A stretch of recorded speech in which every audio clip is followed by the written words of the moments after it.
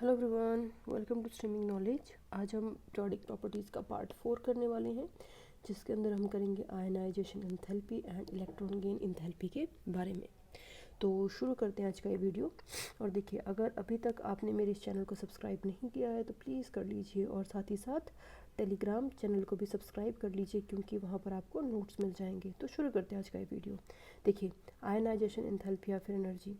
तो इसके पहले हमने कौन से चैप्टर में आयनाइजेशन एंथैल्पी के बारे में बात की थी? तो कौन से चैप्टर में की थी अगर आपको याद हो तो हमने किया था एटॉमिक स्ट्रक्चर में इसके बारे में बात।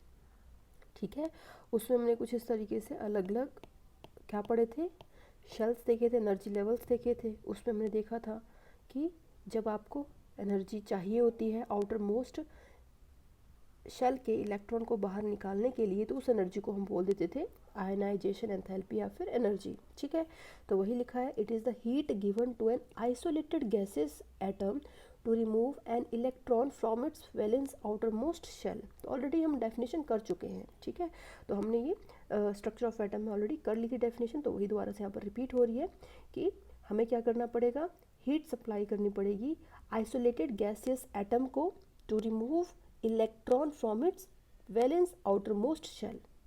ठीक है, तो मतलब यहाँ पर हम क्या कर रहे हैं, हीट को दे रहे हैं। ठीक है, तो जब भी हम हीट को देते हैं तो क्या होता है, ये आप क्या बोल सकते हो, एंडोथर्मिक प्रोसेस होता है। क्योंकि एक्सोथर्मिक में क्या होता है, रिलीज होता है हीट का, एनर्जी का। वहीं पर एंडोथर्मी में क्या होता है, एब्जॉर्प्शन होता है। ठीक है, या एडिशन होता है एनर्जी का। तो आयनाइजेशन एनर्जी क्या हो गई, एंडोथर्मिक हो गई नेचर के अंदर, क्योंकि इसमें आप क्या कर रहे हो, हीट या एनर्जी को सप्लाई कर रहे हो। ठीक है, तो मीन्स आयनाइजेशन एनर्जी क्या हो जाएगी, पॉजिटिव हो जाएगी। लेकिन एक चीज़ का आपको ध्यान रखना है कि जो सक्सेसिव आयनाइजेशन एनर्जी होगी एलिमेंट की, वो इंक्रीज करेगी हर स्टेप के साथ। मतलब सपोज करो आपके पास कुछ इस तरीके से एटम है, आपने क्या किया, इसका एक इलेक्ट्रॉन उठा के बाहर फेंक दिया। ठीक है, आयनाइजेशन एनर्जी अप्लाई की और इस इलेक्ट्रॉन को बाहर निकाल दिया। ठीक है, लेकिन जैसे ही आपने निकाला तो इस एटम के पास कैसा चार्ज आ जाएगा, पॉजिटिव चार्ज आ जाएगा। ठीक है, पॉजिटिव चार्ज आ जाएगा मीन्स एक कैटाइन बन जाएगा। अब देखो क्या हुआ कि जो पहले सपोज करो इलेक्ट्रॉन जो थे वे n नंबर में थे, अब वो इलेक्ट्रॉन कितने बचे, n-1 बचे। ठीक है, n-1 इलेक्ट्रॉन बच गए, नंबर ऑफ इलेक्ट्रॉन क्या हो गए, कम हो गए। तो जो नंबर ऑफ इलेक्ट्रॉन जो कम बचे हैं उनके ऊपर जेड इफेक्टिव या इफेक्टिव न्यूक्लियर चार्ज जो होगा वो बढ़ जाएगा। कैसे बढ़ेगा, क्योंकि हमने लास्ट वीडियो में देखा था स्लेटर्स रूल, कुछ याद आया कि जो इलेक्ट्रॉन होता है उसके ऊपर सेम शेल या ऑर्बिट के इलेक्ट्रॉन भी रिपल्शंस लगा रहे होते हैं, जिसके कारण जेड इफेक्टिव कम हो जाता है। लेकिन इस केस में क्या हुआ, एक इलेक्ट्रॉन को आपने बाहर निकाल दिया बाय अप्लाइंग सम एनर्जी, जिसके कारण क्या हुआ, इलेक्ट्रॉन कम हो गया, मीन्स रिपल्शंस कम हो गई, मीन्स जेड इफेक्टिव जो है वो ज़्यादा हो गया। ठीक है, जेड इफेक्टिव क्या हो गया इस केस में, ज़्यादा हो गया। समझ रहे हो बात। और अगर जेड इफेक्टिव ज़्यादा हो जाएगा, ज़्यादा अट्रैक्शन हो जाएगा न्यूक्लियस के साथ, तो अब आपको दोबारा से इलेक्ट्रॉन को बाहर निकालने में ज़्यादा एनर्जी को सप्लाई करना पड़ेगा। तो वही यहाँ पर लिखा है कि ionization energy for first electron कम होगी, लेकिन सेकेंड इलेक्ट्रॉन के लिए वो बढ़ जाएगी, और थर्ड इलेक्ट्रॉन के लिए भी वो और ज़्यादा बढ़ जाएगी। ठीक है, वही चीज़ यहाँ पर एक्सप्लेन करने की कोशिश की गई है कि देखिए एल्युमिनियम है आपके पास, लेकिन एल्युमिनियम के केस में प्रोटॉन क्या होते हैं, 13 होते हैं, बिकॉज एटॉमिक नंबर 13 होता है, और उसमें इलेक्ट्रॉन्स भी 13 होते हैं। लेकिन क्या हुआ, आपने आयनाइजेशन एनर्जी उसको सप्लाई की और उसमें से आपने क्या किया, एक इलेक्ट्रॉन को रिमूव कर दिया। जैसे आपने एक इलेक्ट्रॉन को रिमूव किया, उसके पास इलेक्ट्रॉन 12 बचे और प्रोटॉन 13 हो गए, वही सेम जो थे। लेकिन इस केस में क्या हुआ, जेड इफेक्टिव बढ़ गया, बता चुकी हूँ, बिकॉज रिपल्शंस डिक्रीज हो जाएंगे। ठीक है, जेड इफेक्टिव बढ़ गया, लेकिन जब आपको यहाँ पर वापिस से क्या करना पड़ेगा, इलेक्ट्रॉन को रिमूव करवाना पड़ेगा, तो अब आपको आयनाइजेशन एनर्जी ज़्यादा इसके ऊपर सप्लाई करनी पड़ेगी, because force of attraction nucleus और इलेक्ट्रॉन्स के बीच में बढ़ चुका है। ठीक है, तो यहाँ पर क्या हुआ, A+2 आया, उसके बाद आपको और ज़्यादा एनर्जी देनी पड़ेगी ताकि आप एल्युमिनियम के थर्ड इलेक्ट्रॉन को भी निकाल सकें। तो इसलिए ये ऑर्डर इस तरीके से चलता है, जो चीज़ आपको याद रखनी है, इंपॉर्टेंट है। ठीक है, अब देखिए आपके पास सपोज करो एक क्वेश्चन है, उसमें क्या बोला गया है कि जो सोडियम है वो कुछ सोडियम पॉजिटिव प्लस इलेक्ट्रॉन्स में चेंज हो रहा है। तो आपको क्या लगता है कि डायरेक्टली वो इसमें चेंज हो जाएगा क्या? नहीं भाई, डायरेक्टली वो चेंज नहीं होता है। ठीक है, यहाँ पर क्या है, सोडियम सॉलिड स्टेट में है, यहाँ पर सोडियम गैसियस स्टेट में है, मतलब कैटाइन जो है इसका, और प्लस इलेक्ट्रॉन। तो देखो होता क्या है कि अभी हमने क्या पढ़ा, देखो यहाँ पर हमने क्या पढ़ा डेफिनेशन में कि it is the heat given to an isolated gaseous atom to remove an electron from its valence outermost shell. मतलब आप पहले क्या करोगे, इस सॉलिड सोडियम को गैसियस सोडियम में कन्वर्ट करोगे, तो आपको क्या करना पड़ेगा, सब्लिमेशन एनर्जी एंथैल्पी को देना पड़ेगा। क्योंकि जब आप किसी भी मेटल को सॉलिड से डायरेक्टली गैसियस स्टेट में चेंज करते हो तो जो एनर्जी यूज़ होती है उसको हम कहते हैं सब्लिमेशन एनर्जी। ठीक है, सब्लिमेशन एंथैल्पी या फिर सब्लिमेशन एनर्जी। तो इस केस में आपको क्या करना पड़ेगा, सब्लिमेशन एनर्जी को देना पड़ेगा।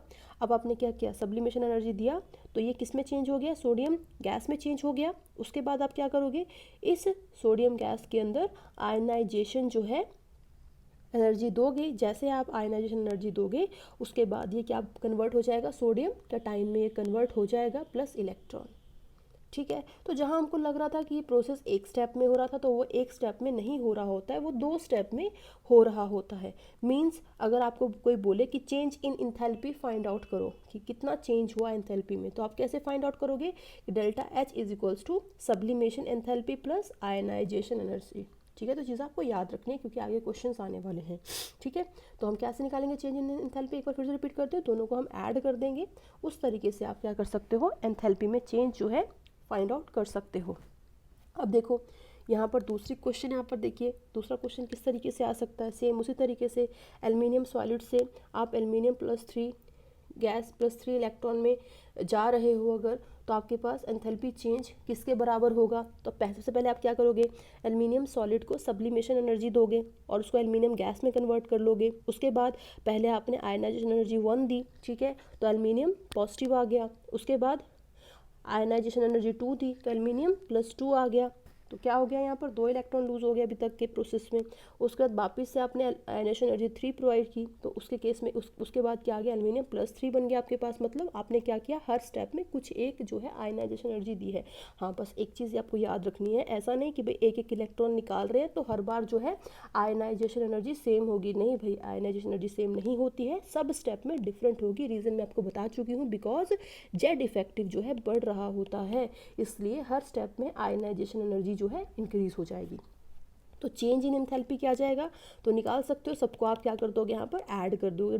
Delta H sublimation plus ionization energy 1 plus ionization energy 2 plus ionization energy 3। ठीक है, ये चीज़ हो गई।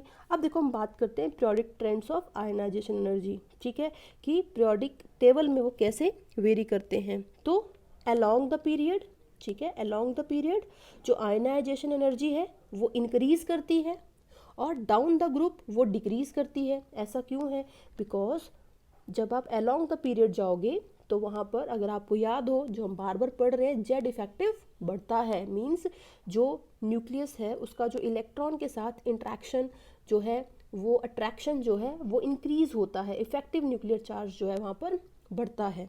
ठीक है, बढ़ता आपको पता है क्यों, क्योंकि हमने पहले भी किया था, बिकॉज जो इलेक्ट्रॉन्स होते हैं वो सेम शेल के अंदर ऐड हो रहे होते हैं। ठीक है, ये चीज़ हो गई। लेकिन वहीं पर जब आप डाउन द ग्रुप जाओगे तो उस केस में आयनाइजेशन एनर्जी क्या हो जाएगी, डिक्रीज हो जाएगी। क्योंकि उस केस में क्या है कि नंबर ऑफ शेल्स या फिर ऑर्बिट जो है वो बढ़ रहे हैं, मतलब न्यूक्लियस से दूर होती जा रही हैं। ठीक है, तो मतलब आप क्या बोल सकते हैं कि जो इलेक्ट्रॉन्स हैं वो उतना ज़्यादा अट्रैक्टेड फील नहीं कर रहे हैं न्यूक्लियस से, तो इसलिए उनको निकालना आसान हो जाएगा क्योंकि वो दूर है। ठीक है, तो ये चीज़ हो गई। अब देखिए calculation of valency and prediction of metallic character, ये आप कैसे कर सकते हो, with the help of ionization energy. तो मैं क्या बोल सकती हूँ, आयनाइजेशन एनर्जी की हेल्प से आप वैलेंसी और मेटेलिक कैरेक्टर को भी प्रिडिक्ट कर सकते हो। मतलब ये इसका एप्लीकेशन हो गया। तो देखो सबसे पहली चीज़ हम देख लेते हैं यहाँ पर वैलेंसी का प्रिडिक्शन। तो देखो सपोज करो आपके पास कोई यहाँ पर कैटाइन है। कैटाइन कैसे बना, क्योंकि आपके पास कोई एलिमेंट एक्स था, उसमें आपने क्या किया, कुछ एनर्जी दी, आयनाइजेशन एनर्जी दी, और उसमें से एक इलेक्ट्रॉन को रिमूव कर दिया। 100 किलो जूल पर मोल आपने क्या किया, उसके अंदर से क्या बोल सकते हैं, एनर्जी सप्लाई की। ठीक है, लेकिन उसके बाद क्या हुआ, कि आपको 10,000 किलो जूल पर मोल जो है एनर्जी सप्लाई करना पड़ा एक और इलेक्ट्रॉन को रिमूव करने में। तो इसका मतलब क्या हो गया कि ये स्टेबल फॉर्म थी, क्योंकि जैसे ही आपने इसके अंदर से एक और इलेक्ट्रॉन को निकालने की कोशिश की, आपको बहुत सारी एनर्जी को सप्लाई करना पड़ गया। तो हम क्या बोल सकते हैं, यहाँ पर ये वाली क्या है, स्टेबल फॉर्म। तो आप हमेशा से कैलकुलेट करने वाले हो जहाँ पर आपको बहुत बड़ा गैप मिलेगा, ठीक है, उसके शुरुआत वाली वैल्यू को आपको कंसीडर करना है, उसके शुरुआत वाले इलेक्ट्रॉन्स को आपको कंसीडर करना है। देखो यहाँ पर क्या हो जाएगी वैलेंसी एक्स की, एक हो जाएगी, बिकॉज एक इलेक्ट्रॉन को लूज करके वो क्या हो जा रहा है, स्टेबल फॉर्म में चला जा रहा है। जैसे एग्जांपल सोडियम हो गया, सोडियम क्या है, अपना एक इलेक्ट्रॉन लूज करेगा और फिर वो क्या करेगा, नोबल गैस कॉन्फिगरेशन को अचीव कर लेगा। लेकिन नोबल गैस कॉन्फिगरेशन को अचीव करने के बाद अगर आप कोशिश करते हो कि भाई एक और इलेक्ट्रॉन में लूज करवा दूँ, तो पॉसिबल हो पाएगा, नहीं हो पाएगा।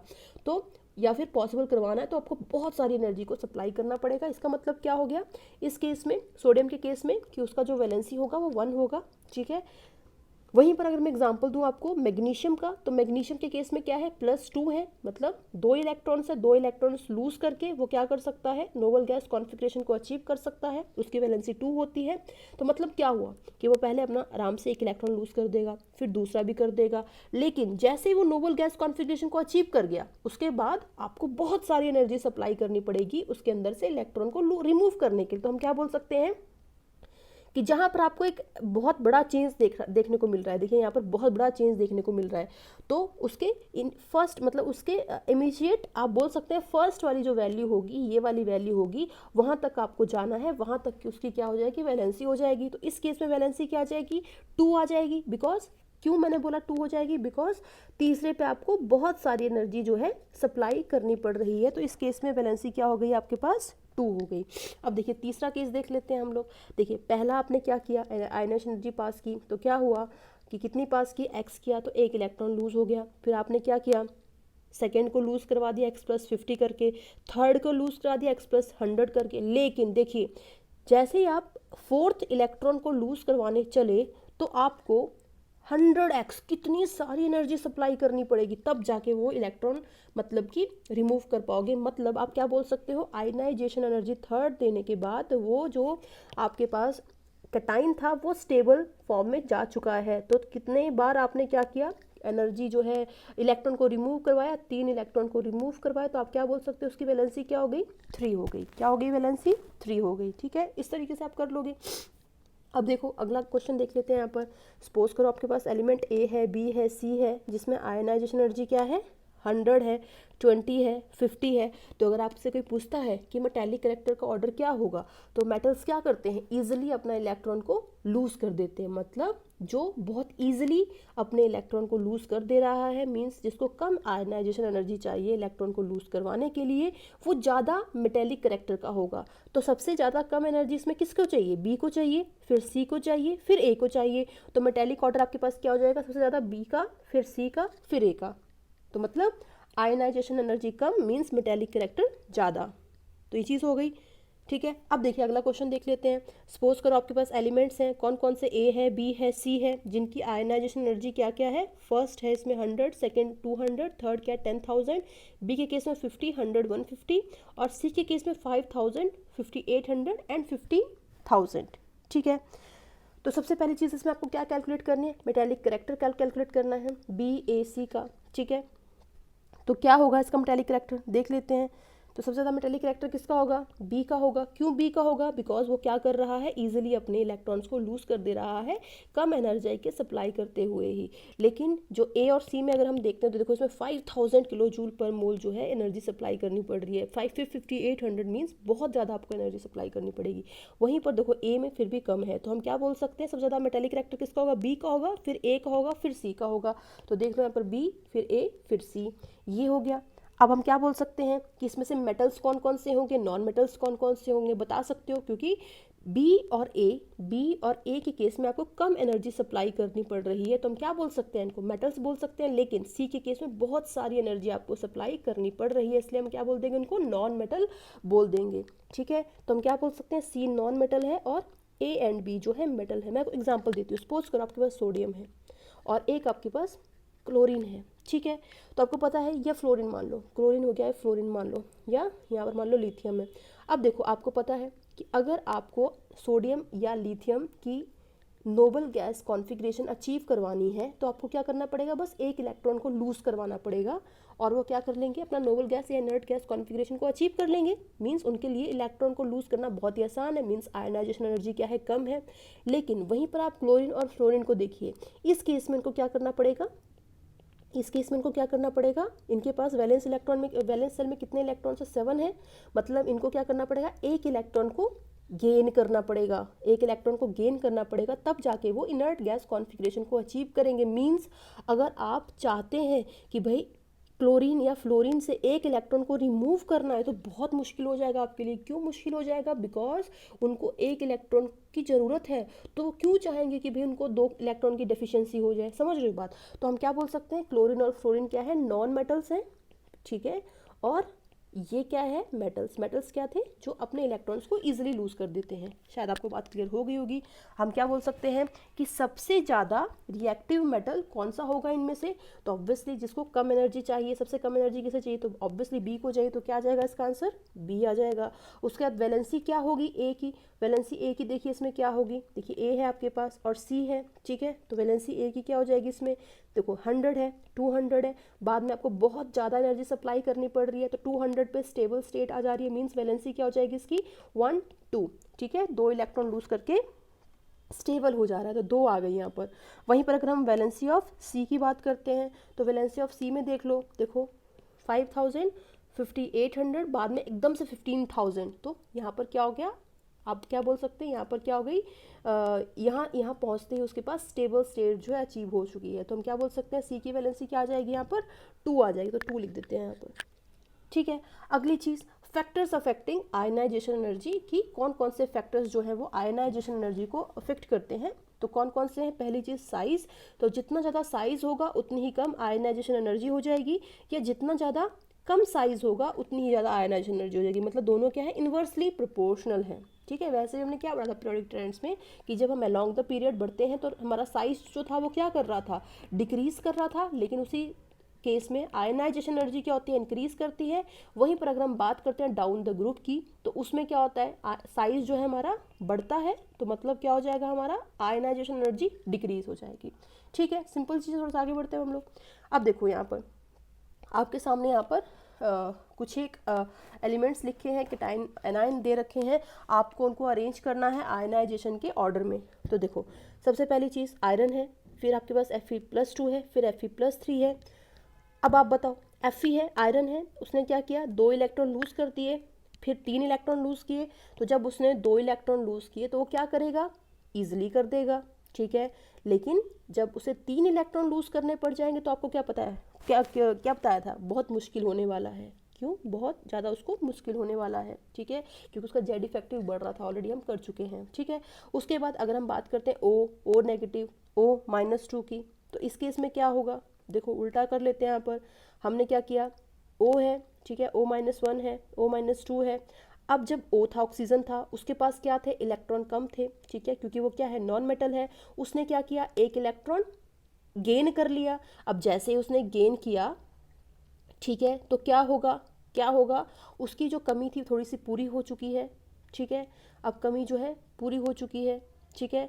तो अब आप क्या बोल सकते हैं कि जहाँ पर इस केस में आयनाइजेशन एनर्जी जो थी बहुत ज़्यादा थी, इस केस में थोड़ी सी कम हो जाएगी और लास्ट में और कम हो जाएगी, ठीक है। वैसे थर्ड एग्जांपल देख लीजिए, इसमें उल्टा हो जाएगा, कुछ इस तरीके से हो जाएगा। और डी वाला जो है इसमें आप क्या कर सकते हो, अकॉर्डिंग टू साइज देख सकते हो, तो ये ऑर्डर आ जाएगा, ठीक है। और लास्ट वाले में भी आप अकॉर्डिंग टू साइज मूव करोगे तो इसमें भी क्या आ जाएगा, आयनाइजेशन ऑर्डर, एनर्जी का ऑर्डर कुछ इस तरीके से आ जाएगा। आप क्या बोल सकते हो, सेकंड चीज़ कि जो आयनाइजेशन एनर्जी है वो जेड इफेक्टिव के डायरेक्टली प्रोपोर्शनल है। मतलब जैसे जैसे जेड इफेक्टिव बढ़ेगा आयनाइजेशन एनर्जी बढ़ेगी, लेकिन साइज के इन्वर्सली प्रोपोर्शनल है, ठीक है। नेक्स्ट चीज़ देखो, थर्ड चीज़, आयनाइजेशन एनर्जी जो है वो पेनिट्रेशन पावर के डायरेक्टली प्रोपोर्शनल होती है। इसका मतलब क्या हुआ कि जितना ज़्यादा इलेक्ट्रॉन पास में होगा न्यूक्लियस के, उतना ही ज़्यादा उसको रिमूव करना डिफ़िकल्ट होने वाला है। मींस इलेक्ट्रॉन ज़्यादा पास में कब होगा, जब वो एस सब शेल में होगा, फिर पी में होगा, फिर डी में होगा, फिर एफ में होगा। तो पेनिट्रेशन का मतलब क्या होता है कि वो जो इलेक्ट्रॉन है वो कितना ईजिली जो है न्यूक्लियस को अप्रोच कर सकता है, वो या कितने न्यूक्लियस के पास में है। तो जब एस में होगा तो वो ज़्यादा पास में होगा एज़ कम्पेयर टू पी में, और उसका डी में, फिर एफ में। तो हम क्या बोल सकते हैं कि जो आयनाइजेशन एनर्जी है वो पेनिट्रेशन पावर के डायरेक्टली प्रोपोर्शनल है। ठीक है, इसका मतलब क्या हुआ कि आयनाइजेशन एनर्जी का ऑर्डर क्या हो जाएगा, अगर आपके पास 4s 4p 4d 4f है तो क्या हो जाएगा, सिंपल है, जो पेनिट्रेशन का ऑर्डर होगा तो 4s is greater than 4p greater than 4d and then 4f। और वैसे 3s 3pd 3d के केस में क्या हो जाएगा, 3s greater than 3p greater than 3d। ठीक है, तो इस तरीके से आप कर सकते हैं। अब देखिए इलेक्ट्रॉनिक कॉन्फ़िगरेशन के ऊपर कैसे आयनाइजेशन एनर्जी डिपेंड करेगी। तो आयनाइजेशन एनर्जी क्या होती है, डायरेक्टली प्रोपोर्शनल होती है स्टेबल इलेक्ट्रॉनिक कॉन्फ़िगरेशन के। मतलब जितनी ज़्यादा स्टेबल इलेक्ट्रॉनिक कॉन्फ़िगरेशन उतनी ही ज़्यादा आपको एनर्जी चाहिए होगी इलेक्ट्रॉन को बाहर फेंकने के लिए, रिमूव करने के लिए। तो जो आयनाइजेशन एनर्जी है वो डायरेक्टली प्रोपोर्शनल है स्टेबल इलेक्ट्रॉनिक कॉन्फ़िगरेशन के। मींस क्या हुआ, अगर आपके पास P6 है, P3 है, P1 है, तो सबसे ज़्यादा स्टेबल इसमें से कौन है, ऑब्वियसली P6 है, फिर P3 है, फिर P1 है। तो उसकी जो आयनाइजेशन एनर्जी होगी वो भी P6 P3 P1 के ऑर्डर में ही चलेगी। वैसे D2 D5 D10 है, मतलब सबसे ज़्यादा आयनाइजेशन एनर्जी किसके लिए होने वाली है, D10 के इलेक्ट्रॉन्स के लिए होने वाली है, फिर D5 के, फिर D2 के लिए। उसके बाद चार्ज ऑफ कैटाइन और एनाइन के ऊपर कैसे डिपेंड करती है। तो देखो जैसे जैसे चार्ज जो है कैटाइन के ऊपर बढ़ेगा, मतलब कैटाइन का क्या हो रहा है, चार्ज बढ़ रहा है, इसका मतलब क्या होगा, जो इफेक्टिव न्यूक्लियर चार्ज है वो क्या कर जाएगा, जेड इफेक्टिव क्या होगा, जैसे जैसे चार्ज बढ़ेगा तो मतलब कैटाइन मीन्स जो जेड इफेक्टिव है उसकी वैल्यू इंक्रीज कर जाएगी। ठीक है, क्या कर जाएगी, इंक्रीज कर जाएगी। और जब वैल्यू इंक्रीज कर जाएगी तो साइज डिक्रीज हो जाएगा, और उसी के साथ साथ जो आयनाइजेशन एनर्जी है वो इंक्रीज हो जाएगी। वैसे अगर हम बात करते हैं एनायन के केस में, तो एनायन के केस में क्या होगा, उल्टा। तो एनायन के केस में साइज बढ़ जाएगा और आयनाइजेशन एनर्जी क्या हो जाएगी, उसकी डिक्रीज हो जाएगी। तो ये चीज़ें आपको ध्यान रखनी है, इंपॉर्टेंट है। आगे चलते हैं, एक्सेप्शंस की बात करते हैं अब कि आयनाइजेशन एनर्जी में क्या क्या एक्सेप्शन होने वाली है। देखिए जनरली हमने क्या पढ़ा कि किसी भी पीरियड में आप जब जाओगे, अलोंग द पीरियड मूव करोगे तो left to right ionization energy increase करेगी। ठीक है, लेकिन हमने एक और पॉइंट पढ़ा था कि जो आयनाइजेशन एनर्जी होती है वो हाफ फिल्ड और फुली फिल्ड के लिए ज़्यादा होती है as compared to partially filled के, राइट। तो सपोज करो आपके पास कार्बन है, नाइट्रोजन है, ऑक्सीजन है, तो आपको क्या लग रहा है कि ऑर्डर कुछ इस तरीके से होगा। नहीं भाई, इस तरीके से नहीं होगा। क्यों ऐसे नहीं होगा, बिकॉज अगर हम बात करते हैं कार्बन की, तो कार्बन में P में आएंगे 2 इलेक्ट्रॉन 2p में, नाइट्रोजन में आएंगे 2p में 3 इलेक्ट्रॉन, और ऑक्सीजन में आएंगे 2p में 4 इलेक्ट्रॉन। तो इसमें से देखिए हाफ फिल्ड कौन सी कॉन्फ़िगरेशन है, ये वाली कॉन्फ़िगरेशन क्या है, हाफ फिल्ड है। तो मतलब क्या होगा कि जो नाइट्रोजन होगा उस केस में आयनाइजेशन एनर्जी ज़्यादा होगी इमीडिएट नेक्स्ट मेंबर के, मतलब ऑक्सीजन के। तो हम क्या बोल सकते हैं, carbon less than nitrogen greater than oxygen. तो बट ऐसा नहीं करना हमें फ्लोरीन से ही बढ़ा देना, नहीं वो गलत हो जाएगा। सिर्फ हमें इमीडिएट नेक्स्ट लेना है, मतलब फ्लोरीन की ऑब्वियसली ज़्यादा ही होगी। ठीक है, तो कार्बन, उसके बाद नाइट्रोजन, और नाइट्रोजन का ज़्यादा किसका है, ऑक्सीजन से भी ज़्यादा है, और फिर उसके बाद आएगा फ्लोरीन का। तो ये ऑर्डर चलेगा। अब देखिए इसमें वैसे यहाँ पर दे रखा है आयनाइजेशन एनर्जी का ऑर्डर। ठीक है, ग्रुप 14 15 16 में। ठीक है, तो वही लिखा है यहाँ पर NP2 NP3 NP4। तो NP4 में क्या होगा, ज़्यादा स्टेबल होगा, तो मीन्स ज़्यादा एनर्जी चाहिए होगी इलेक्ट्रॉन को रिमूव करने के लिए बिकॉज ऑफ सिमिट्री। तो यही वो चीज़ लिखी है जो ऊपर एक्सप्लेन की गई है, तो कुछ ज़्यादा एक्स्ट्रा नहीं लिखा हुआ है। अब देखिए आगे चलते हैं। अगर हम बात करते हैं किसी ग्रुप की, तो ग्रुप में टॉप टू बॉटम जब आप मूव करते हो तो जनरली आयनाइजेशन एनर्जी क्या करती है, इंक्रीज करती है। बट यहाँ पर देखिए आपने क्या किया, ग्रुप 13 के एलिमेंट्स को लिया। इसमें क्या है, बाल गंगाधर तिलक हमने किया था, अगर आपको याद हो तो बाल गंगाधर तिलक हो गया। ठीक है, तो boron, aluminium, gallium, indium and thallium हो गया हमारे पास। अब देखिए क्या होगा, क्या आपको लग रहा है कि आयनाइजेशन एनर्जी का ऑर्डर कुछ इस तरीके से होगा, लेकिन ऐसे नहीं होता है। जो आयनाइजेशन एनर्जी का ऑर्डर होता है वो क्या होता है, इस केस में कुछ इस तरीके से आपको देखने को मिलता है। मतलब जो थैलियम सबसे कम होना चाहिए था आयनाइजेशन एनर्जी का ऑर्डर में, वो सेकेंड नंबर पे चला जाता है। ठीक है, ऐसा क्यों हुआ यहाँ पर, क्योंकि इस केस में लेंथेनाइड कॉन्ट्रैक्शन देखने को मिलती है। क्या बोल दिया मैंने, क्या देखने को मिलती है? लेंथेनाइड कॉन्ट्रैक्शन देखने को मिलती है। देखिए ऐसा क्यों हो रहा है वो भी बताती हूँ मैं आपको।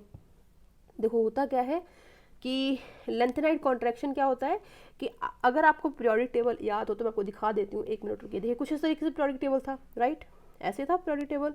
अब देखो इसमें आपको क्या दिख रहा है कि थैलियम कहाँ आता है, थैलियम कहाँ आता है, थैलियम यहाँ पर आता है, ठीक है। थैलियम कहाँ आ रहा है, थैलियम यहाँ पर आ रहा है। तो अगर हम इसी कॉलम की अगर हम बात करते हैं, ठीक है, मतलब इसी रो की अगर हम बात करते हैं तो इसमें देखिए यहाँ पर लेंथेनाइड मतलब 57 के बाद 71 वाले जो एलिमेंट थे वो इसी के बीच में आ रहे थे। ऐसे ही होगा ना, क्योंकि 57 to 71 और ये कौन से एलिमेंट्स थे, इतने सारे एलिमेंट्स थे, ठीक है। तो मतलब आप क्या बोल सकते हैं 57 के बाद पूरी लाइन ये वाली रिपीट होगी और फिर यहाँ से हम शुरू करेंगे। मीन्स हम क्या बोल सकते हैं कि इतने सारे एलिमेंट्स के बीच में आने के कारण क्या होगा, आप बाद में देखने वाले हो। हमने शायद पहले भी किया कि अगर हम बात करते हैं इस वाले ग्रुप की या सॉरी इस वाले पीरियड की या इस वाले पीरियड की या इस वाले पीरियड की, तीनों को अगर हम कंपेयर करते हैं तो हमें पता है क्या फाइंड आउट होता है कि भाई जो हमारे पास पीरियड 4 है, ठीक है, जो पीरियड 4 है उसका जो साइज होगा, ठीक है, वो कम होगा पीरियड 6 से। लेकिन जब हम पीरियड 7 पे जाएंगे तो आपको वो साइज अप्रॉक्सीमेटली सेम देखने को मिलेगा। क्यों देखने को मिलेगा? Because of lanthanide contraction. क्या बोल दिया मैंने? Because of lanthanide contraction.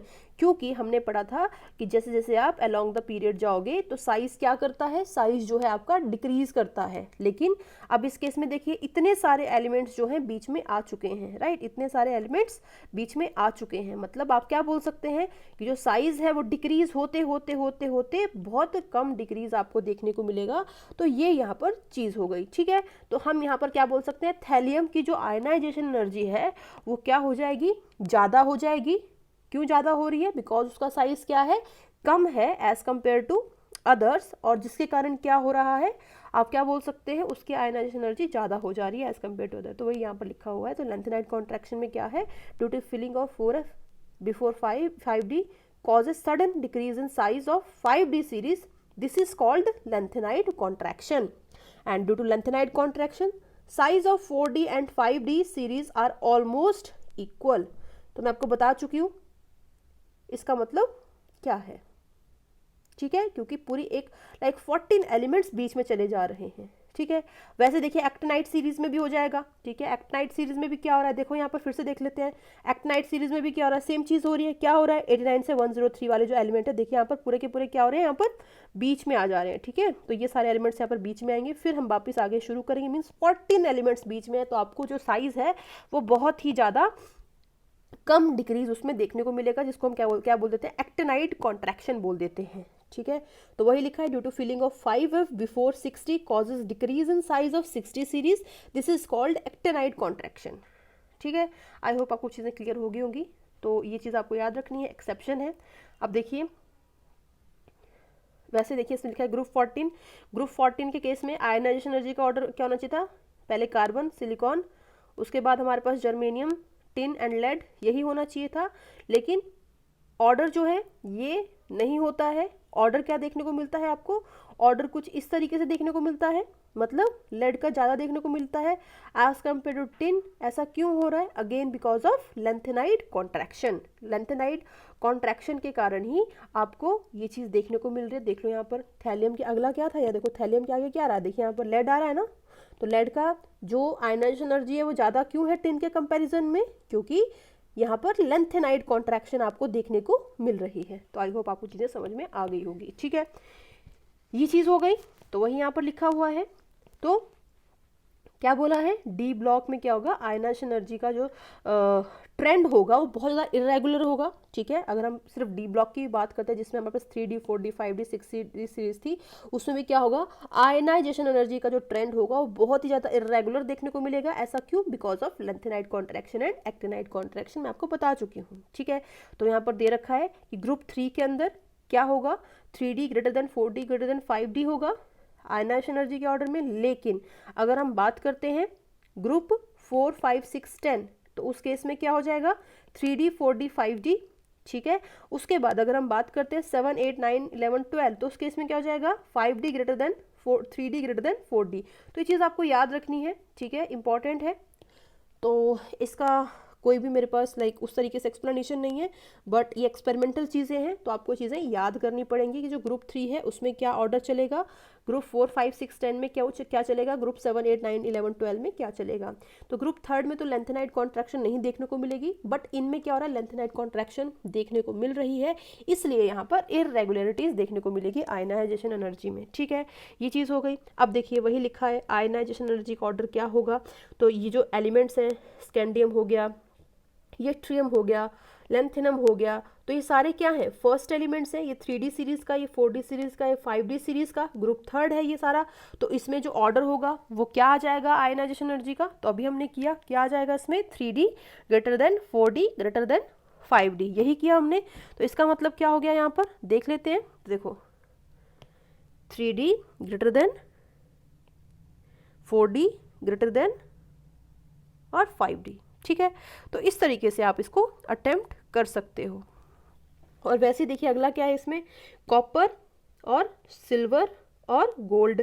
तो जो कॉपर था, ठीक है, वो 3D सीरीज में आता है, सिल्वर 4D सीरीज में आता है और गोल्ड 5D सीरीज में आता है। बट ये तीनों ही एलिमेंट कौन से ग्रुप के हैं, 11 ग्रुप के हैं, राइट।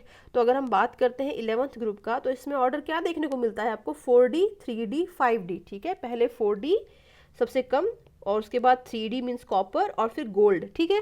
तो हम यहाँ पर कर देते हैं इस तरीके से, ये इसका ऑर्डर आ जाएगा आयनाइजेशन एनर्जी का। तो बस आपको क्या करना है, इनको याद कर लेना है और इनके थ्रू आप ये वाला क्वेश्चन अटेम्प्ट आराम से कर लोगे, ठीक है। तो आई होप हो जाना चाहिए। चलो आगे बढ़ते हैं थोड़ा सा।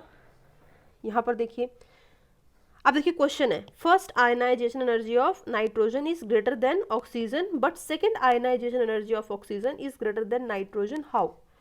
तो रीजन आपको पता चल चुका है, आयनाइजेशन एनर्जी सेकंड की ज़्यादा क्यों होगी, नाइट्रोजन की ज़्यादा क्यों होगी ऑक्सीजन से, बिकॉज जो इसकी कॉन्फ़िगरेशन होती है वो स्टेबल होती है, बट ये लेस स्टेबल है, ठीक है। तो इसलिए इसमें से इलेक्ट्रॉन को रिमूव करना is quite difficult job, but इसमें से आप थोड़ा सा उसके कंपैरिजन में इजीली आप रिमूव कर सकते हो, ठीक है। इसलिए हमारे पास ये ऑर्डर है, ठीक है। ये चीज़ हो गई। लेकिन जैसे ही आपने क्या किया, एक इलेक्ट्रॉन को यहाँ से रिमूव कर दिया, तो आपके पास N पॉजिटिव क्या बन जाएगा, ये बन जाएगा, ठीक है। और O पॉजिटिव क्या बन जाएगा, देखिए 1s2, 2s2, 2p3, ये बन जाएगा, राइट। क्या किया हमने, ऑक्सीजन में से जब हमने एक इलेक्ट्रॉन को लूज करवा दिया, तो P ने क्या किया, एक इलेक्ट्रॉन को लूज कर दिया, तो P के पास क्या हो गया, 3 हो गया, हाफ फिल्ड कॉन्फ़िगरेशन हो गई। लेकिन जैसे ही नाइट्रोजन ने अपना एक इलेक्ट्रॉन लूज किया, तो P के पास कितने हो गए, 2 हो गए, जो कि क्या हो गया, लेस स्टेबल कॉन्फ़िगरेशन हो गई। तो आप क्या कह सकते हैं कि अब जो है इलेक्ट्रॉन को ज़्यादा इजिली आप किस में से रिमूव कर पाओगे, नाइट्रोजन मतलब कैटाइन में से आप इजिली रिमूव कर पाओगे as compare to O positive में से, बिकॉज ये स्टेबल है, ये लेस स्टेबल है, इसलिए आयनाइजेशन एनर्जी जो होगी ऑक्सीजन की ज़्यादा हो जाएगी एज कंपेयर टू नाइट्रोजन के, ठीक है। अब देखिए वैसे यहाँ पर और भी एग्जांपल्स दे रखे हैं कि ionization energy of boron is less than ionization energy of beryllium. कुछ नहीं है, बस पहले इलेक्ट्रॉनिक कॉन्फ़िगरेशन लिख दो और बेरिलियम की लिख दी हमने, ठीक है।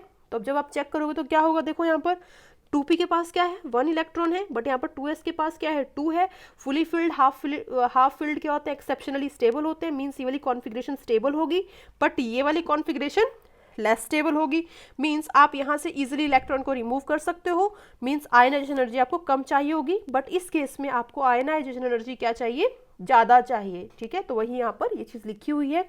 बट जैसे ही आपने क्या किया, एक इलेक्ट्रॉन को लूज कर दिया, अब क्या होगा, आपके पास यहाँ पर हो गया 2s2, ठीक है, means fully filled s orbital हो गई, तो ये ज़्यादा स्टेबल होगी एज कंपेयर टू 2s1 के जब आपने यहाँ से एक इलेक्ट्रॉन लूज किया जो कि लेस स्टेबल है। तो अब हम क्या बोल सकते हैं कि अगर हम इसमें से एक इलेक्ट्रॉन को लूज करवाना चाहते हैं तो it is quite difficult job, because ये ऑलरेडी क्या है, स्टेबल है, तो इसको ज़्यादा एनर्जी चाहिए होगी एज कंपेयर टू इसके। तो वही लिखा है, ionization energy for boron is greater than ionization energy of beryllium, ठीक है। आई होप एक चीज़ आपको क्लियर होगी। अब देखो ये पीरियोडिक टेबल आपके पास सामने बना रखा है जो मैं ऑलरेडी आपको एक्सप्लेन कर चुकी हूँ चीज़ें। अब देखिए अगला है हमारे पास इलेक्ट्रॉन गेन इंथैल्पी, ठीक है। इलेक्ट्रॉन गेन इंथैल्पी क्या होता है, तो it is the energy released when an electron is added to the outermost orbit of an isolated gaseous atom। तो मतलब जब आपने क्या किया, इलेक्ट्रॉन को ऐड कर दिया किसी गैसियस एटम में, तो इलेक्ट्रॉन को ऐड करने के बाद जो एनर्जी लूज होगी उसको हम क्या बोल देंगे, इलेक्ट्रॉन गेन एंथैल्पी बोल देंगे। तो याद रखना है कि आयनाइजेशन एनर्जी क्या थी, energy required, but electron gain enthalpy क्या है, एनर्जी रिलीज्ड। ठीक है, और आपको पता है कि जब भी एनर्जी रिलीज होती है तो वो कब होती है, जब कुछ जुड़ रहा होता है या आपको कुछ फायदा हो रहा होता है, तभी जो है एनर्जी रिलीज होती है। ठीक है, जैसे हमने क्या देखा था कि जब दो एटम्स आपस में जुड़ते हैं, जब जुड़ते हैं तो एनर्जी रिलीज होती है, जब टूटते हैं तो एनर्जी एब्जॉर्ब होती है। तो इस केस में क्या हो रहा है, इलेक्ट्रॉन जो है वो ऐड हो रहा है, तो जब भी ऐड होगा तो एनर्जी क्या हो जाएगी, रिलीज हो जाएगी। ठीक है, तो ये चीज हो गई। अब देखो हमने क्या बोल दिया यहाँ पर, जो इलेक्ट्रॉन गेन एंथैल्पी होगी वो क्या होगी, हमेशा नेगेटिव होगी, और प्रोसेस को हम बोल देंगे एक्सोथर्मिक इन नेचर। ठीक है, ये क्या होगा, एक्सोथर्मिक इन नेचर प्रोसेस होगा। ये चीज हो गई। अब सपोज करो आपके पास क्या है, क्लोरीन है, इसने क्या किया, एक इलेक्ट्रॉन को गेन कर लिया और क्लोरीन नेगेटिव बन गया। ये मतलब कि क्या हो गया, इसने क्या किया, यहाँ पर नोबल गैस कॉन्फ़िगरेशन को अचीव कर दिया। तो जैसे इलेक्ट्रॉन को ऐड किया तो क्या होगा, इसमें एनर्जी को लूज करना पड़ेगा, और एनर्जी अगर लूज होगी तो वो क्या हो जाएगी, यहाँ पर नेगेटिव में आएगी। वैसे ही अगर आप एग्जांपल लेते हैं सोडियम का, ठीक है, सोडियम के केस में क्या है, आपको एनर्जी सप्लाई करनी पड़ेगी। एनर्जी क्या करनी पड़ेगी, आपको सप्लाई करनी पड़ेगी to remove an electron from isolated gaseous atom. ठीक है, तो जैसे आपने इलेक्ट्रॉन ये जो एनर्जी सप्लाई की, मीन्स यहाँ पर क्या आ जाएगी, वैल्यू पॉजिटिव आ जाएगी। तो ये क्या है, आयनाइजेशन एनर्जी है, और ये क्या है, इलेक्ट्रॉन गेन एंथैल्पी है। इसमें इलेक्ट्रॉन को गेन करना है, इसमें हमें रिमूव करना है। ठीक है, इतनी बात क्लियर होगी। थोड़ा सा आगे बढ़ते हैं हम लोग। लेकिन देखिए, फॉर सक्सेसिव इलेक्ट्रॉन गेन के लिए जो इलेक्ट्रॉन गेन एंथैल्पी होगी वो पॉजिटिव हो जाएगी। इसका मतलब क्या है कि आपने क्या किया, एक इलेक्ट्रॉन को गेन करवाया, लेकिन जैसे ही आप उसके अंदर दूसरे इलेक्ट्रॉन को गेन करवाने की कोशिश करोगे तो उस केस में क्या होगा कि जो इलेक्ट्रॉन गेन एंथैल्पी है वो पॉजिटिव हो जाएगी, बिकॉज जो आपका अनाइन होगा उसको एक और इलेक्ट्रॉन लेने के लिए एनर्जी चाहिए होगी। क्यों एनर्जी चाहिए होगी, ताकि वो क्या कर सके, इलेक्ट्रॉन और इलेक्ट्रॉन रिपल्शन को रिमूव कर सके। क्योंकि देखिए ये आपके पास क्या है, न्यूक्लियस है, उसके बाहर क्या है, शेल्स है, इसमें ऑलरेडी आप एक इलेक्ट्रॉन को गेन करवा चुके हो, लेकिन जैसे ही आप दूसरा इलेक्ट्रॉन गेन करवाने की कोशिश करोगे तो जो ये इलेक्ट्रॉन होगा और ये अंदर वाला इलेक्ट्रॉन जो होगा उनके बीच में रिपल्शंस देखने को मिलेंगी। तो उस रिपल्शंस को रिमूव करने के लिए आपको क्या करना पड़ेगा, एनर्जी का यूज़ करना पड़ेगा, इसलिए इलेक्ट्रॉन गेन एंथैल्पी की वैल्यू पॉजिटिव हो जाएगी। ठीक है, एग्जाम्पल देखिए यहाँ पर क्या हुआ कि ऑक्सीजन ने पहले एक इलेक्ट्रॉन को गेन किया तो एनर्जी क्या हुई, इस केस में लूज हुई। ठीक है, तो उसको हमने बोल दिया इलेक्ट्रॉन गेन एंथैल्पी 1, लेकिन बाद में O नेगेटिव ने दोबारा से एक इलेक्ट्रॉन को गेन किया, तो जैसे इसने एक इलेक्ट्रॉन और को गेन किया तो इस केस में अब इलेक्ट्रॉन गेन एंथैल्पी क्या हो जाएगी, पॉजिटिव हो जाएगी, क्योंकि एनर्जी क्या होगी, एब्जॉर्ब होगी टू ओवरकम इलेक्ट्रॉन रिपल्शंस। ठीक है, तो ये चीज़ हो गई। अब देखिए यहाँ पर एक और एग्जांपल है, सपोज करिए आपके पास नाइट्रोजन है, उसने एक इलेक्ट्रॉन को गेन किया तो एन नेगेटिव में इलेक्ट्रॉन गेन एंथैल्पी की वैल्यू नेगेटिव आ गई। लेकिन अगर सपोज करो इसको एक और इलेक्ट्रॉन गेन करवाना है तो अब क्या होगा, इलेक्ट्रॉन गेन एंथैल्पी की वैल्यू पॉजिटिव हो जाएगी। अगर इसको एक और इलेक्ट्रॉन गेन करवाना है तो फिर से इलेक्ट्रॉन गेन एंथैल्पी की वैल्यू पॉजिटिव हो जाएगी। लेकिन अगर हम बात करते हैं कि n पॉजिटिव n से अगर आपको n3 नेगेटिव में जाना है, ठीक है, तो टोटल कितना इलेक्ट्रॉन गेन एंथैल्पी का यूज़ होगा या कितना एंथैल्पी चेंज होगा। तो इसका मतलब ये नहीं है कि आप 3 इंटू इलेक्ट्रॉन गेन एंथैल्पी कर दोगे, नहीं। उस केस में क्या होगा कि आपको इंडिविजुअली हर स्टेप के लिए इलेक्ट्रॉन गेन एंथैल्पी का पता होना चाहिए और बाद में आप उनको ऐड कर दोगे तो उसके बाद आपको total electron gain enthalpy change मिल जाएगा रिएक्शन का। तो ये चीज़ आपको ध्यान रखनी है, क्योंकि हर स्टेप के लिए इलेक्ट्रॉन गेन एंथैल्पी की वैल्यू बराबर नहीं होती, जैसे आयनाइजेशन एनर्जी की वैल्यू बराबर नहीं होती थी। ठीक है, अब जो अगला एग्जांपल है वो भी आपको सेम उसी तरीके से करना है कि पहले एक इलेक्ट्रॉन को गेन करवाया तो नेगेटिव एनर्जी रिलीज हुई, फिर आपने जैसे सेकंड इलेक्ट्रॉन को गेन करवाया तो उस केस में इलेक्ट्रॉन गेन एंथैल्पी जो होगी उसकी वैल्यू पॉजिटिव हो जाएगी, क्योंकि कुछ एनर्जी जो है एब्जॉर्ब होगी इलेक्ट्रॉन इलेक्ट्रॉन रिपल्सन्स को दूर करने के लिए। ठीक है, तो देखिए यहाँ पर आपको बोला गया है कि आपको इलेक्ट्रॉन गेन एंथैल्पी चेंज का जो है रिएक्शन में हो रहा है उसकी वैल्यू को कैलकुलेट करना है इस रिएक्शन के लिए। तो कैसे करोगे? कुछ नहीं, देखिए इसको क्या करना है आपको, तो इसमें 2 स्टेप्स इन्वॉल्व हुए हैं। तो पहले में क्या हो रहा है, तो कुछ नहीं यहाँ पर कर लीजिए, डेल्टा एच रिएक्शन क्या आ जाएगा आपके पास, -140 + 740 हो जाएगा, बिल्कुल हो जाएगा, और किलो जूल पर मोल कैलकुलेट कर लीजिए, आपके पास आंसर आ जाएगा। तो इस तरीके से आप इसको कर सकते हो। ठीक है, अब देखिए नेक्स्ट चीज़ इसमें क्या आती है, factors affecting electron gain enthalpy. सबसे पहला फैक्टर क्या है कि जो इलेक्ट्रॉन गेन एंथैल्पी है वो इन्वर्सली प्रोपोर्शनल है साइज़ के, मतलब जैसे जैसे साइज़ बढ़ेगा इलेक्ट्रॉन गेन एंथैल्पी की वैल्यू डिक्रीज होगी या उल्टा।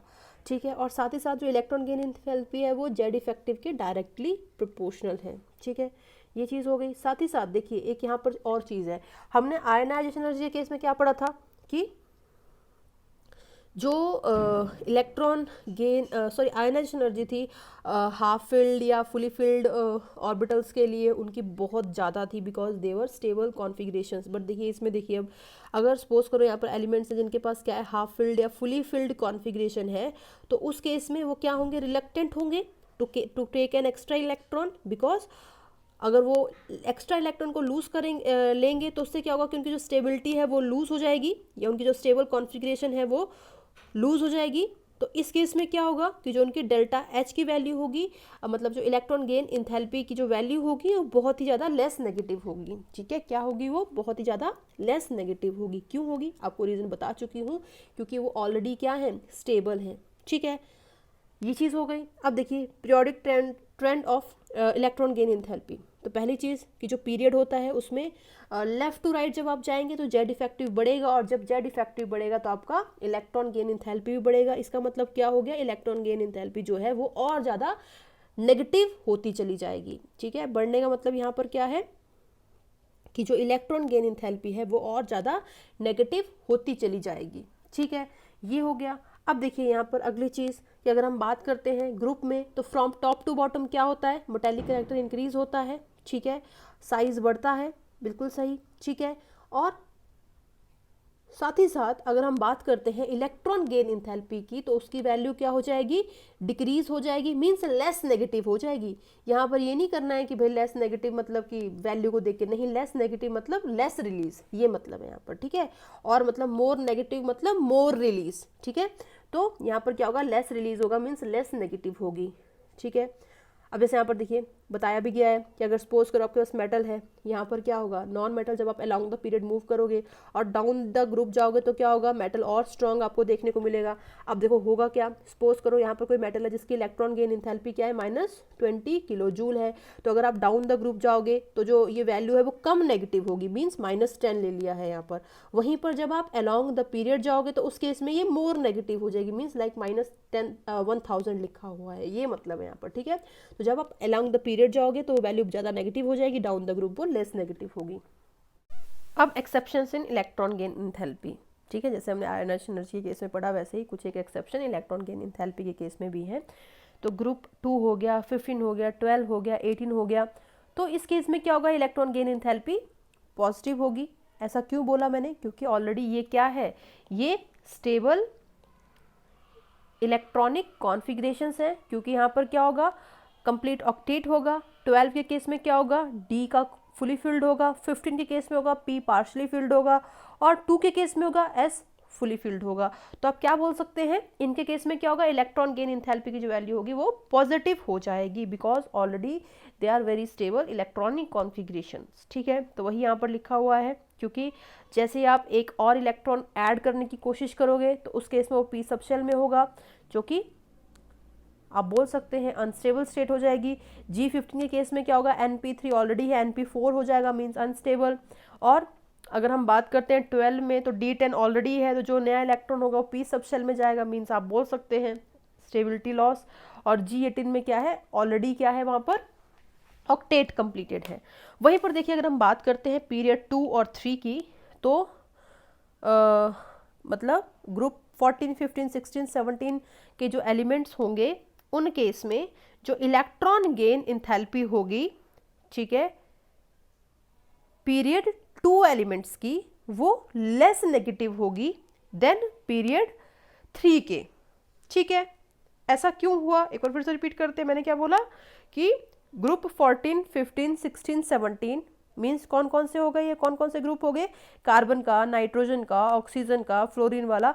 तो मतलब जो ये ग्रुप्स हैं 14, 15, 16, 17, ठीक है, इन केस में जो पीरियड 2 होगा उसकी जो इलेक्ट्रॉन गेन इंथैल्पी की जो वैल्यू होगी वो लेस नेगेटिव होगी एज कंपेयर टू पीरियड 3।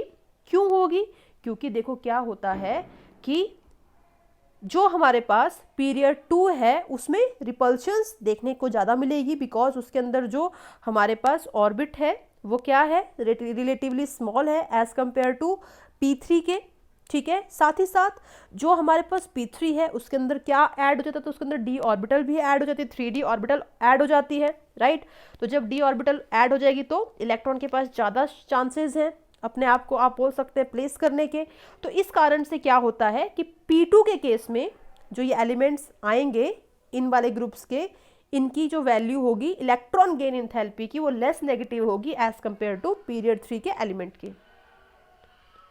यहाँ पर वही चीज़ यहाँ पर लिखी हुई है। ठीक है, तो एग्जाम्पल दे रखा है, पीरियड 2 में क्या आएगा, कार्बन, नाइट्रोजन, ऑक्सीजन, फ्लोरीन, और पीरियड 3 में क्या आएगा, सिलिकॉन, फॉस्फोरस, सल्फर, क्लोरीन। तो इस केस में क्या होगा, इलेक्ट्रॉन गेन इंथैल्पी जो होगी वो ज़्यादा नेगेटिव होगी एज कंपेयर टू इसके। ठीक है, रीज़न मैं आपको बता चुकी हूँ। तो देखिए, अगर आपके पास ये कुछ इस तरीके से एलिमेंट्स हैं, fluorine, chlorine, bromine, iodine, group 17 के ग्रुप के एलिमेंट्स हैं, तो आपको क्या लग रहा होगा कि फ्लोरीन की ज़्यादा होगी क्लोरीन से, फिर ब्रोमीन की, फिर आयोडीन की। लेकिन एक्चुअली ये ऑर्डर नहीं होता है, ऑर्डर कुछ इस तरीके का होता है, क्लोरीन का ज़्यादा होता है एज कम्पेयर टू फ्लोरीन, क्योंकि हम देख चुके हैं रीजन, ऑर्बिट ज़्यादा स्मॉल है एज कम्पेयर टू नेक्स्ट वाले के। ठीक है, ये हो गया। वही देखिए ग्रुप 16 का भी दे रखा है, यहाँ पर क्या है, उससे टेपो। ठीक है, तो इस केस में हमें लग रहा था कि भाई इलेक्ट्रॉन गेन इंथैल्पी का ऑर्डर ये होगा, लेकिन ये नहीं होता है, कुछ इस तरीके से आपको देखने को मिलता है। रीज़न आपको बता चुकी हूँ मैं। ठीक है, अब देखिए क्या होता है, इलेक्ट्रॉन एफिनिटी क्या है। ठीक है, तो मैग्नीट्यूड वाइज जो इलेक्ट्रॉन एफिनिटी है वो इलेक्ट्रॉन गेन इंथैल्पी के बराबर ही आएगी। क्या बोला मैंने, मैग्नीट्यूड वाइज इलेक्ट्रॉन एफिनिटी की जो वैल्यू होगी वो इलेक्ट्रॉन गेन इंथैल्पी के बराबर होगी। लेकिन अगर हम बात करते हैं साइन वाइज, तो जब इलेक्ट्रॉन गेन इंथैल्पी पॉजिटिव होगी तो इलेक्ट्रॉन एफिनिटी नेगेटिव हो जाएगी, और जब इलेक्ट्रॉन गेन इंथैल्पी नेगेटिव होगी तो इलेक्ट्रॉन एफिनिटी आपको पॉजिटिव ले लेनी है। और जो इलेक्ट्रॉन एफिनिटी है वो क्या है, ओल्ड नेम है एक्चुअली, और ये न्यू टर्मिनोलॉजी है। ठीक है, तो वहीं यहाँ पर दे रखा है कि मैग्नीट्यूड वाइज दोनों बराबर हैं, बस जब इलेक्ट्रॉन गेन इंथैल्पी नेगेटिव होगी तो इलेक्ट्रॉन एफिनिटी पॉजिटिव हो जाएगी, और जब ये पॉजिटिव होगी तो ये नेगेटिव हो जाएगी। ठीक है, तो देखिए इसी के साथ हमने आयनाइजेशन एनर्जी पूरा कर लिया है, इलेक्ट्रॉन गेन इंथैल्पी या फिर इलेक्ट्रॉन एफिनिटी भी कर लिया है। तो आज बस हम इतना ही करेंगे, और अगर आपको कोई डाउट आता है तो आप कमेंट सेक्शन में पूछ सकते हैं। Thank you.